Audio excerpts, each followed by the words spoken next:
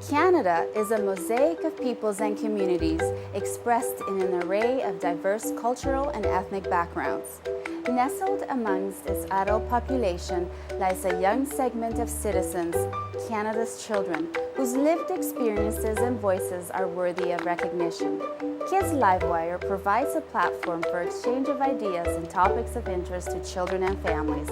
Our show highlights the voices and perspectives of children, as well as their everyday lived experiences and personal stories. This is Kids LiveWire. Welcome back. The Convention on the Rights of the Child was adopted in 1989 and ratified by the United Nations in 1990, with signatory countries bound by its regulations to promote the rights and well-being of children related to social, economic, civil, health, religious, and education policy development. So how are children's rights being interpreted, protected, and put into practice today? In this episode, we explore children and youth's narration of their understanding of rights and how their rights are expressed and actualized in society. We have almost the same amount of rights as adults have. We have health care, we have food, we have water, and we have a shelter to feel safe. Food, water, health support, love, and schooling. Children have rights to be safe and have education and to have as many friends as possible. Right to be safe. They can eat healthy food. They can go to the doctor. They can get treated fairly and equally. They have rights to come to the science center. They have rights to go to the doctor to be in the peak of health. Children have rights to be loved, food, education, and healthcare. Being happy means to play outside and have socialize. To have a pet, to have friends and siblings to play with. When you share, when you give them a hug. If they're alone, then they'll get somebody to play with. When they can have friends over and when they can have pets. When I play lots of toys with cars. Playing, being with my friends. To be with their mom and dad. To have a pet. We took our youth on a photo elicitation excursion through the city and asked them how they experience being made visible and a sense of belonging, and how the city expresses and grants them rights. Here's a highlight of their experiences.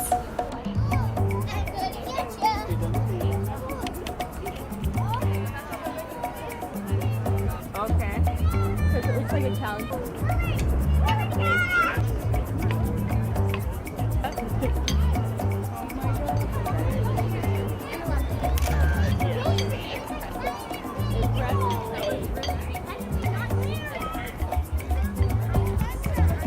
How do you feel the city expresses your rights? Well, something as simple as the playground, the city has built that for the kids, and we have the right to go to a playground and the freedom to go to a playground.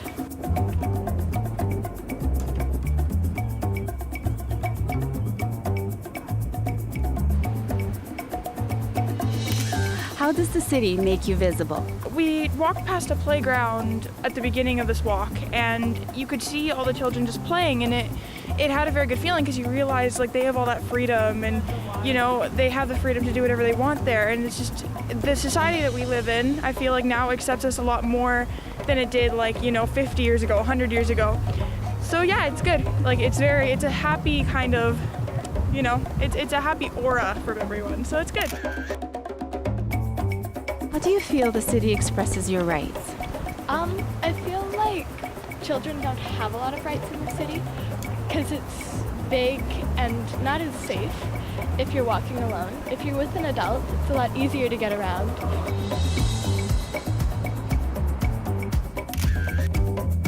So how does the city make you visible? City makes me visible, or like children my age visible, by putting in parks. Like they're thinking of the kids that want to have a right to play.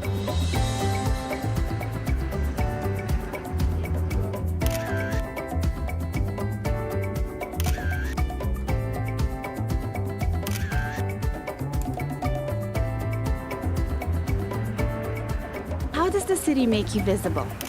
I feel like as a kid it's hard to be seen, and especially because everything in the city is catered more towards adults. It's mostly just parks that are specifically for kids, I guess, so it's kind of hard.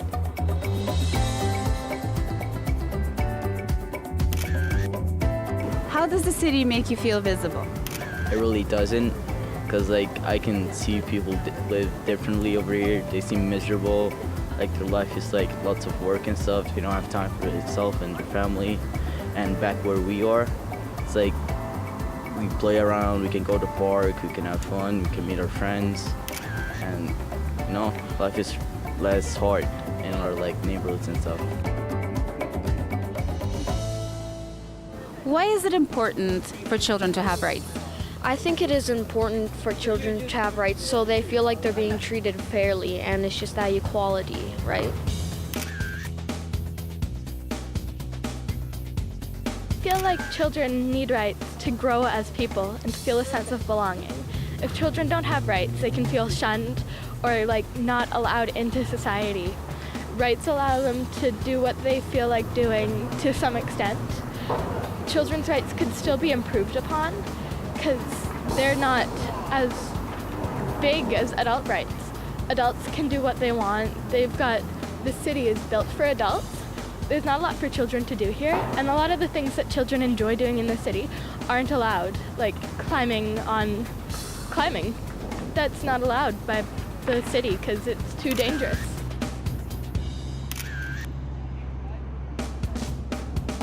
Why is it important for us to protect children's rights? You know, I feel like it's important just because that way children, but like children not in just our city, but even around the world, can feel like they're treated equally towards adults, and not even just equally, but fairly. It's important for children to have rights because usually they're not heard, and they need to express their feelings, really, because adults are heard, I think, a lot more than children are. I feel it's important because some children don't feel like they're heard as much, and it's important for kids to feel like they're heard. What work is still left to be done to protect children's rights? I think that the youth should represent the youth, because like the children from my generation, like the teenagers, they know what we're going through right now, and they know how, like what our generation is like, and they will like make the best decisions for us. Oh, nice! Adults can help protect children's rights by assuming their responsibilities for their children. To telling them. To trust them and help with their problems. They can have freedom and not have to do well, they still have to do what the government says, but they have a choice. They can do what they want. They don't always have to have somebody commanding them what to do. By taking good care of them. They can help by taking them to the doctor. They can help by giving them healthy food. When they get us, when they're running on the road. We welcomed Dr. Carolyn Bjarfleet, instructor of Bachelor and Graduate Studies in Education at the University of Calgary and Mount Royal University, Heather Ritchie, Child and Youth Advocate with the Office of Child and Youth Advocate of Alberta, and Fiona Christensen, the President of the Springbank Hill Community Association, to discuss children's rights in practice in our community. What rights do children have? I always go back to thinking about the Convention on the Rights of the Child and think about the fact that children have rights to protection, and they have the right to care, and they have the right to education. But I think that even more than that, they have the right to be actively involved in the community. So can you share with us some of the advocacy work currently being done to protect children's rights, both in our province and across Canada? Oh wow, there is so much that's been happening. On the national level, there's celebrations for National Child Day every November. All of the provinces participate in a variety of ways. A lot of that is around education about children's rights so that there's a better awareness and that young people learn about that and ask for opportunities to participate if they're not readily available. So there's all of that that's going on. There's also lots of activities in all the libraries during that time period. Closer to home in Alberta, there's things that all of the community organizations are doing, the nonprofits, local organizations where there's becoming a sort of a groundswell of people understanding how important this is and how young people can contribute to their families, to their communities, to their schools, all of that. And so those people are helping young people individually to gain some of the skills so that they can advocate for themselves and for the people that they care about, right? Whether it's their peers at school or their siblings, all of that. At my office, I get the opportunity, and I just think it's such a blessing because I get to work with young people every day that are involved either in the child welfare system or in the justice system and help them when important decisions are being made about their lives and they don't always have the opportunity to participate in a meaningful way in those discussions and always don't get the information that they need. It's their lived experience, and so we try to encourage that that's brought to the table when decisions are being made directly from the young person. And so this brings me to my next point about rights-based education. So it has been gaining traction in our education system. Can you describe this approach and give us some examples in practice? You're right, Ameriza. There's been a lot of literature written recently on rights-based education. And really, it's connected closely to social justice and honoring the rights of the child, but not only listening to their voices and their ideas, but supporting children to be actively involved in the community, within the community of the classroom, within the community of the school, and out into the wider community. So I'll give you an example of some of the work that's being done even at the preschool level, pre-K level. So we're not just talking in terms of rights-based education at middle school or in high school, but very, very young children. Recently, I was working with a group of educators at Mount Royal University, student educators, and they were working in an observation playroom with young children, 4 and 5-year-olds. And the children, we read a story, a media story that was published in the Calgary Herald in 2015. It was about the footbridges that had been washed out in Fish Creek Park during the flood in 2013. And we asked the children, what could we do, what information could we collect to send to the city of Calgary, maybe to our mayor, about how to build strong bridges that would withstand rising river water if there were to be another flood in the future. What would you suggest? And maybe we can send this information to the city, to the mayor. And the children took that on very seriously. They were very excited, and they built small model bridges on tabletop with Lego and large structures on the floor of the classroom. And then they went further, and they tried to, they placed weights on top of these structures to see how much weight capacity load the bridges would withstand. And one really funny story that took place was one child in the class wanted to test how long the bridge would stand, and she found an egg timer and flipped it upside down, a 5-minute egg timer. And the children watched as the sand went through the glass, and when the last grains of sand came through and the bridge was still standing, everyone clapped. So the student educators documented this experience, took photos, took videos, and then put a beautiful story together about the children's experience, and are actually going to send it to Mayor Nenshi. Oh, wonderful. So he'll receive that probably in the next few days. So again, this brings me to the question of what do you think is necessary to support and promote children's rights in our communities at large, and to give them greater visibility and a sense of belonging? Well, I mean, I, for one, being president of a community association for a number of years, we've always advocated the rights of children. And everything we do inside the community starts at a very young age, and we're talking toddlers. We start with community programming, which helps the toddlers identify themselves inside the community. They know they're part of our community. They know they're part of Springbank Hill. They get excited when they're involved in the cultural events, the arts events, the music events, the dress-up events. We also work very hard with them on a equal advocacy level when developing community projects. To give you an example, we're actually developing our 6 acres of community land right now. Normally in the old days you'd put a community association hall on it, which is a very expensive thing to put on and maintain, but we're doing a natural environment. But it's been a 2-year process where we've involved the children from day one with an equal voting right to adults and anybody else, that they were able to come in and tell us what they wanted for the land. And it's taken 2 years of consultation with children, adults, every stakeholder in the community, and it's been a wonderful experience because at the end of the day we all voted for the same thing. Which is wonderful, yeah. So we talked about giving children agency. We talked about their active participation, how protecting their rights and supporting or promoting their rights really promotes their individuality, their sense of identity. But what are some of the other outcomes that can be gained by a society that takes children seriously and protects and promotes their rights?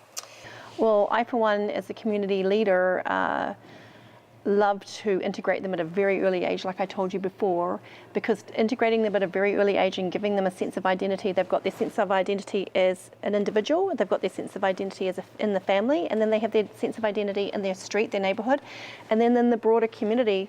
And as they get older, they realize it's bigger than that, and it's provincial and federal, etc. But inside the community, if we can make them socially responsible, so we involve them very early on in community events where they're taught how to be socially responsible themselves inside of our community, clean-up days, recycling. As I mentioned before, we're developing our community land, and that is also part of teaching them how to be protectionist about inside the environment that they're living in, right? So we're teaching them about how to use the nature trails wisely, and they in turn, like I told you, when they were advocating and voting for what our development was going to be, we're talking about how to protect their environment more. And you tie the children in from an early age. It's like empowering your employees, right? Yes. Children have rights as much as an employee does, and if you empower them from an early age, they'll lead the charge for you, right? And then they will teach their people, and they will teach their people, and it will just keep going. Yes. Yeah. Well, and I find when kids feel respected and listened to, then they're incorporated in what's happening. Absolutely. And when they have the information, then you know what? They feel more in control. Absolutely. And there's no need to push back or fight against things because it's something that they helped to create, or a decision that they, at the very least, have an understanding of and know that they have made a contribution to that. And that changes their perspective. Absolutely. On everything. When we built our playground, all the children that were involved with bike rallies to raise money for the playground and recycling and everything, when the playground went in, the minute any other child played on it incorrectly, they were up there telling them, this is our playground, it's our community, you need to be respectful. This needs to be here for 25 years. It needs to be here for our kids. So you involve them at an early age and they will take care of it for you, right? So what are we collectively still left to do to give visibility to children and to continue to promote their rights in our communities? Well, just from the stories that the two of you shared, it really brings to mind sort of that awareness that even young children have an opportunity, like to create those opportunities so that they can participate and they have that capacity.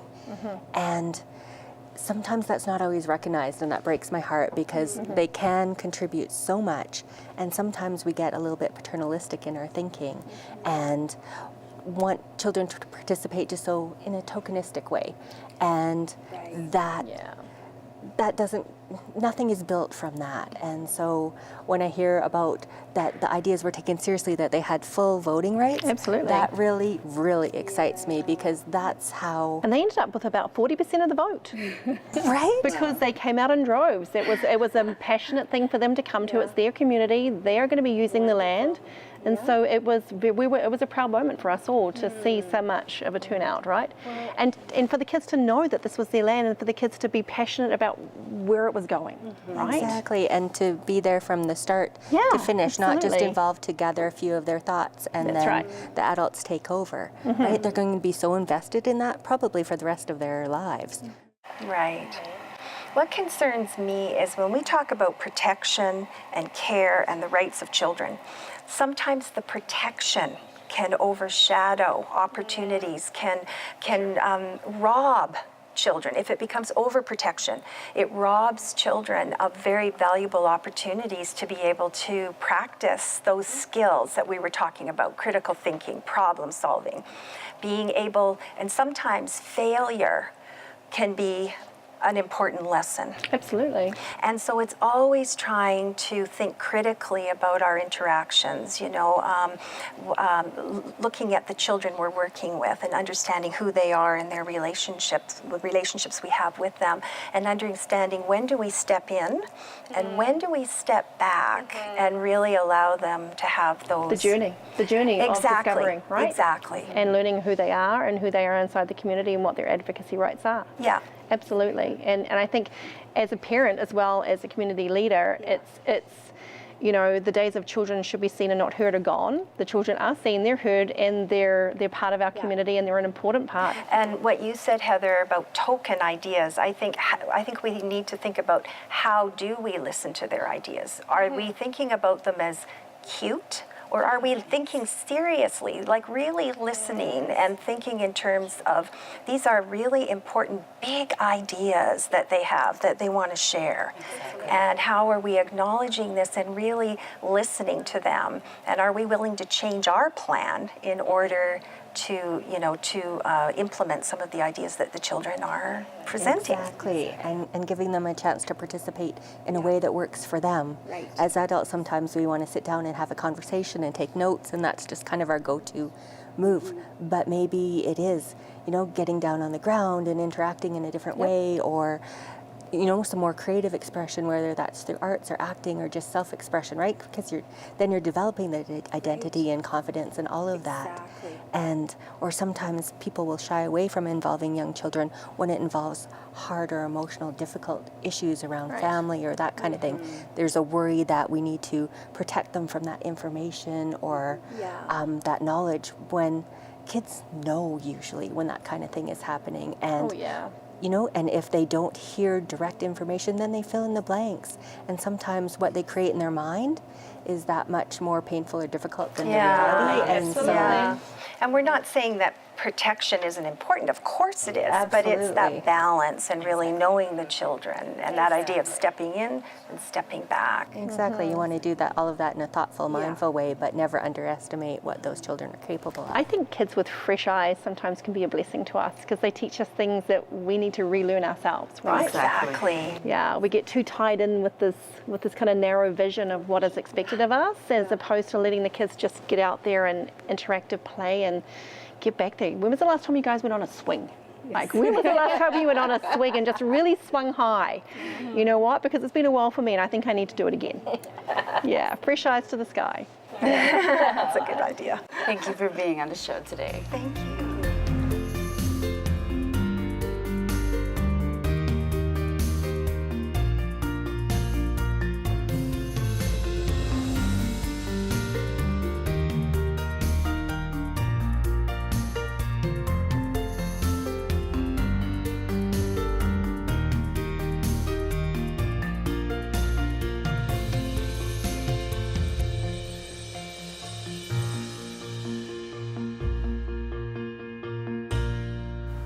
Children are not the distant hope of a future generation. They are competent and capable citizens of a global world entitled to active participation in all matters of community life today. Protecting our children's welfare and rights, as well as their interests, is the democratic task of a society fit for children. Our special guest, Mayor Nenshi, concludes our episode today. Thanks for watching. This is Amarisa Gunning. Until next time. Drawing upon our contextual examples, what are some initiatives a city can take to make children visible and give them a sense of belonging? I'm going to answer that question in two ways if I can. The first is what the city can do. And certainly we have to unearth and make visible, I love the way you asked that question, the fact that this is a city for everyone and that everyone belongs and everyone needs to have an opportunity to belong. You know, we just recently had a big debate at City Council over, and I can't believe it was a big debate, it actually ended up passing unanimously, but over whether we should have standards to encourage accessible equipment in playgrounds for children and parents with disabilities, and also so that grandparents and seniors who are caregivers can also enjoy the playground. And there was a huge debate about it. It ended up passing unanimously, but people debated it. And in the end, the killer argument was, if the city is to work, the city has to work for everyone. And I'm particularly excited about work we're doing around the concept of play. We are going to be hosting a big international conference here, and there's a series of micro grants that communities can apply for to improve play in their own neighborhood and to use some of these international experts who are coming. So there's a number of things the city can do. But the other thing I want to say is that young people and children also play a role in helping the community be better. And you know, one thing I just detest is when people say to me, oh, youth are the leaders of tomorrow. Because in fact, many, many young people are the leaders of today. They're leading right now in their communities. And that's why I wear this number 3. The number 3 is my Canada 150 project, my sesquicentennial project. It's called 3 Things for Canada. And we're reaching out to every Canadian coast to coast to coast to think about giving an anniversary gift to the nation. And one of the first people who adopted the 3 Things Manifesto was an elementary school in Calgary, Sonalta School. And I was like, well, what are children going to know about building community? I was a bit skeptical. So I invited myself to a school assembly and went into the gym, and there were all these number 3s all over the room, and the children had written, here are the 3 things that I've done or that I will do. And they gave me beautiful examples, setting up a new recycling program at our school, picking up litter on the way to school, finding ways that the facilities in the community can be more kid-friendly. But my favorite one was a little tiny kindergarten girl. And she said in this assembly in front of all of her peers, there's a new girl in my class who doesn't speak English very well, and I really want her to fit in. So I've invited her to my house for a play date so she can make some friends at her new school, but I also sit next to her in class and I act out whatever the teacher is saying so that she understands the teacher. It's a 5-year-old. And I thought, okay, these are folks who really understand the meaning of community. And so we need to be able to live in a city, in a community where we allow those sort of ideas to flourish. And that's as much the city's initiatives as it is kids doing things and us welcoming them to do that. What do you think is important or best for children? To stay with their mom and dad and not run off. Going outside and play. To be right and be listening and to have fun. To have support, education, and to be loved by somebody. To listen. That they control their rights and that if they don't think their right is that good, they could try and make it better. To eat. To be healthy. You have to listen to your mom.